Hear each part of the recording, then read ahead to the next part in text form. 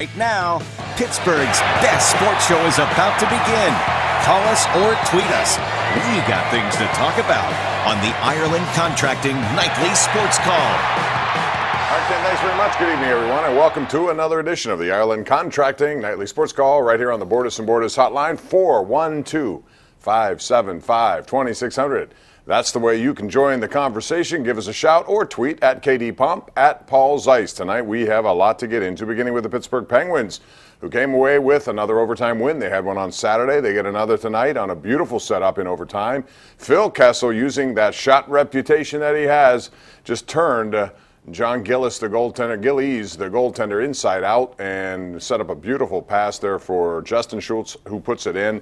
Schultz gets the game winner, and it was a layup. It's almost like one of those wide-open basketball shots that you think, he may miss the net because it's so wide open, but they get the win 4-3.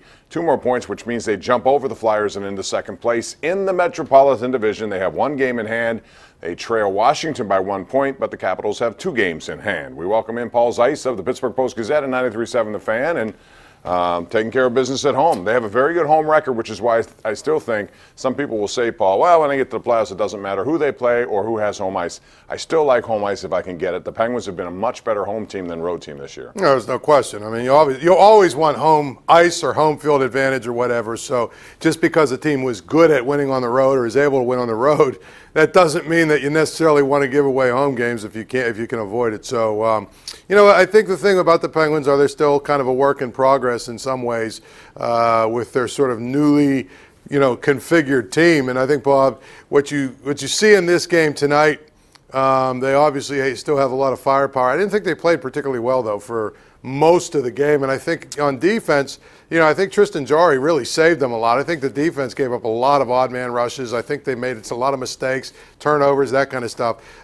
They've got to clean that up because, the better teams, like they found out last Thursday, the better teams are going to cash those in more than Calgary did tonight. Well, Calgary's a good road team, though. They're 18-10, and I'll tell you, they did dominate the first period out shooting the Penguins 16-6, and after the second goal was allowed by Jarry, which, by the way, was an unbelievable play by Michael Backlund. A lot of people want to get on Letang for that, but that was a beautiful play that if it had been made by the Penguins, and if it was, say, Crosby or Malkin, all we'd be talking about is Crosby or Malkin and not the poor defenseman. Well, it happens both ways sometimes, and yes, they still have some work to do, but Tristan Jarry did very well tonight and kept them in the game with some big saves.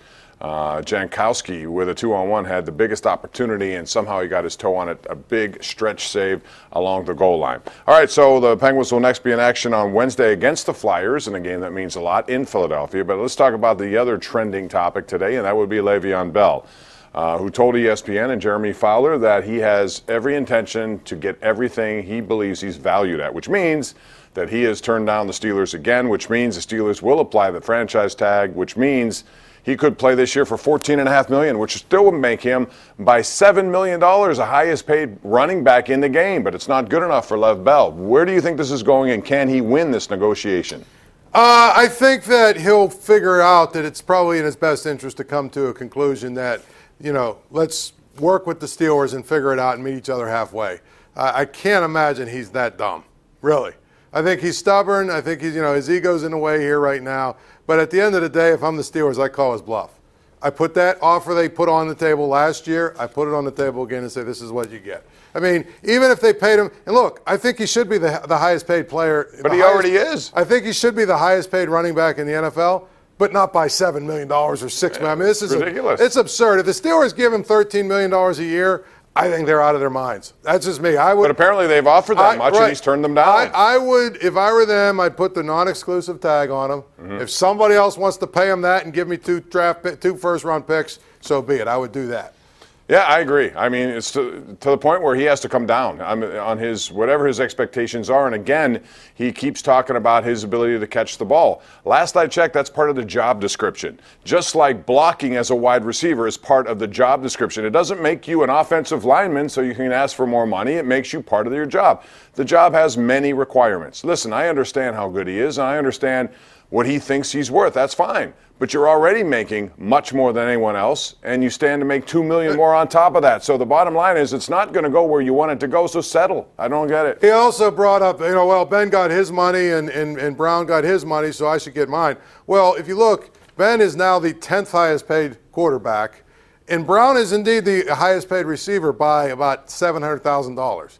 Not $7 million. $700,000 is what he makes more than the next receiver on the list. So the other thing about this receiver stuff, he averaged 7.7 yards per reception, which if you look among running backs that have 50 receptions or more, that puts him tied for 8th.